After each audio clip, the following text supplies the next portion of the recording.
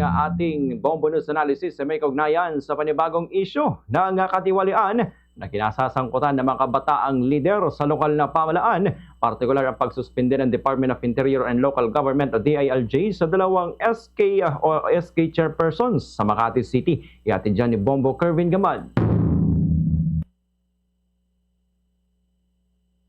Muli na namang nasubok ang tiwala ng publiko sa mga kabataang lider matapos isa publiko ang pagsususpindi ng Department of Interior and Local Government sa dalawang sangguniang kabataan chairperson sa Makati City dahil sa umano'y katiwalian. Ang hakbang na ito ay isang malinaw na paalala na ang katiwalian na hindi pinipili ang edad o posisyon. Nakalulungkot na isipin na ang sektor pa ng kabataan na inaasahang magiging huwaran ng bagong uri ng pamumuno ay may ulat ng kickback at pamimeke ng dokumento. Ang aligasyon laban kina Natalia Georgiana Tupas at Cecilia Luis Yabut ay hindi simpleng paglabag sa patakaran.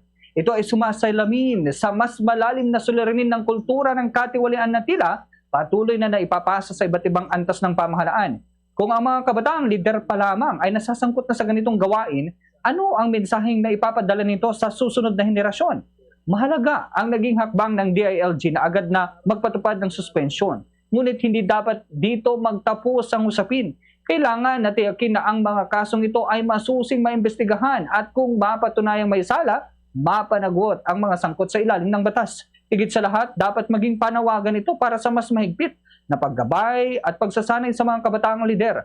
Ang integridad at pananagutan ay hindi dapat natututunan kapag may iskandalo na, kundi dapat ay bahagi na ng kanilang pundasyon bilang lingkod bayan. Ang tunay na hamon ngayon ay kung paano mapipigilan ang ganitong mga insidente at maibalik ang tiwala ng publiko lalo na sa mga institusyong inaasahang maghubog ng matuwid at responsableng pamumuno para sa kinabukasan. Yan ang ating Bombo News Analysis. Ako si Bombo Kervin Gamad, Basta Radyo, Bombo!